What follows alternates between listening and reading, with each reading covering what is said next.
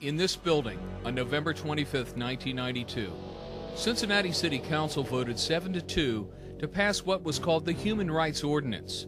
The purpose of this ordinance was to elevate one's sexual preference to protected class status. What is a protected class? Where did this concept begin? And who were the people behind this effort?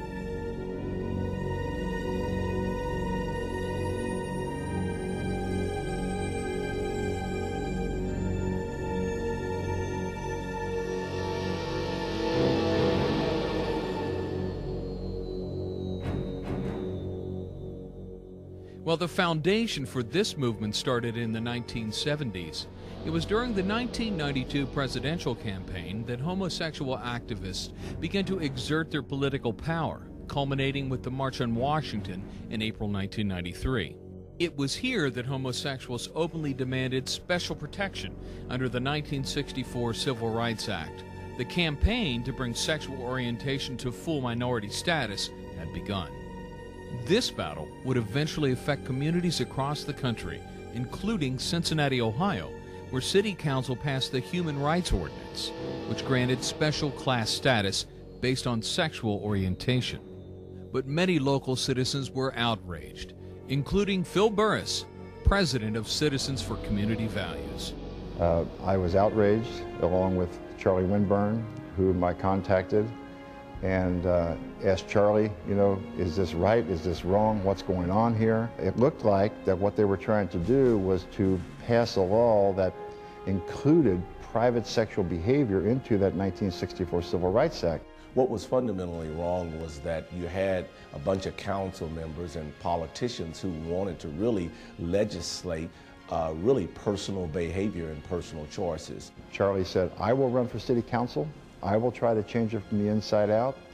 You need to put together a campaign to reverse this action. I ran for Cincinnati City Council because I did not like the decay and the eroding of our values. The name of the organization that we created was named Equal Rights, Not Special Rights. So we were asked quite often by the press and legitimate people who were saying, what do you mean by equal rights and special rights? Where do you come up with that name?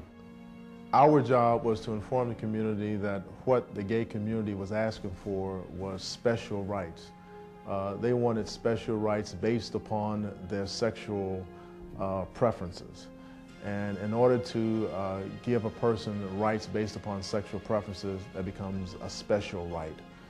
It's not an equal right based upon citizenship or race, anything like that. Based upon sexual preference, which the Supreme Court does not recognize, it becomes a special right.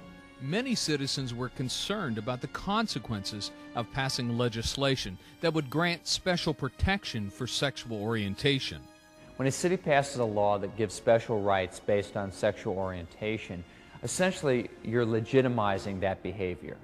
You are saying that you approve of that behavior because you're affording it special protection under the law. And my question is, where does it stop?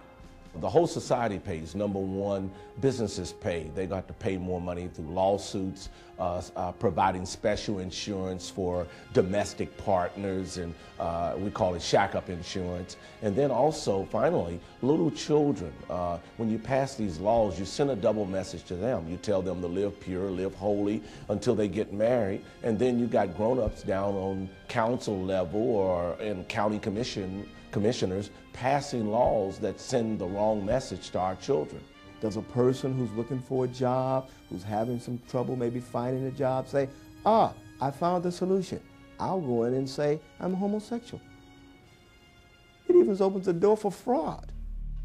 And even though the Cincinnati Enquirer didn't support us, but they did come out and say that it would have set up what was called token gays. Employers would have started hiring token gays like they used to hire token blacks back in the 60s. And so once again, as a black man, we would have been on the back burner because, we wouldn't have been hired because of, trying to lessen the gap as it relates to discrimination. A white gay man now would be considered a minority, and so you have white gay men minorities, you have white women minorities, and so really the word minority is kind of like, it really wouldn't really mean anything. if a person who was gay was terminated from your employment and then went to a local agency and filed a complaint asserting that you terminated them because they were gay, the agency would have to file the complaint, okay, would have to lodge, start the investigation.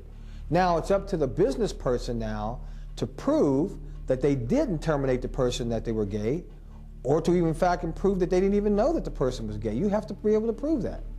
How are you going to prove that? You know, what constitutes someone's sexual orientation? And I think the reason that it's particularly problematic, if you put it in the context of, for example, someone's color, you know, that person walks into your store or wants to rent, you know, your rental property, you certainly can see what color they are. But someone comes up to you, you can't tell what their sexual orientation is, and therefore, to a certain degree, it's very vague. To use a legal term of art, it's vague in that it doesn't properly notify the person who is subject to the law exactly what they're subject to, because they don't know. How do you tell, you know, what orientation someone has from a sexual perspective? When we talk about identifiable characteristics like skin color, you know, handicap, gender, things like that, the 1964 Civil Rights Act identified persons based on, you know, something you could see, something you could identify, not behavior. So you cannot include behavior into the 1964 Civil Rights Act. Thus comes the name Equal Rights, not Special Rights. So we launched a campaign on that premise and named the organization that, and then we had to go out and explain to the public why a person who claims to be a homosexual is not entitled to the special privileges that we afforded those who were truly discriminated against, like the African American. In the following year, over 20,000 signatures were collected to place an issue on the ballot to repeal the ordinance that Cincinnati City Council passed in November 1992. This issue became known as Issue 3. It also included a provision to prohibit future city councils from passing similar ordinances. The proposed amendment to the city charter read, in part, "The city may not enact, adopt, or enforce an ordinance or policy that would grant minority or protected status, quota preference, or other preferential treatment based upon one's homosexual, lesbian, or bisexual orientation." And we went out and we found an overwhelming desire to say no to a city council that was out of control. That people understood that this was not anti-homosexual, this was not gay bashing, this was bad law. Why pass laws based on someone's private sexual behavior? It just didn't make sense. So collecting 20,000 signatures in a city initiative, not a statewide, but a city initiative, 20,000 signatures went very smoothly. And we were very pleased with the response. And the people, when they found out what we were doing, when we stood out there and we handed them the petition, told them what it was about, they grabbed that petition. They said, "Let me sign on. I want the right to vote on this myself." During the political campaign that followed, many soon learned the true nature of sexual orientation and its consequences to the welfare of the community. The wording of these laws always refers to sexual orientation. So it would seem that once you pass a law like this, then the next step is to say, well, if someone wants to have sex with kids, then they're entitled to the same protection, or sex with animals, or whatever. These aren't very comfortable things to talk about, but the fact is, once you start legitimizing whatever somebody does based on their sexual orientation, there's no stopping it. There are 7 billion people approximately in the world. There are 7 billion sexual orientations of any sort or any. So basically, the government has no business regulating or being involved in regulating 7 billion types of sexual expressions, whether heterosexual, homosexual, bisexual, or whatever it may be.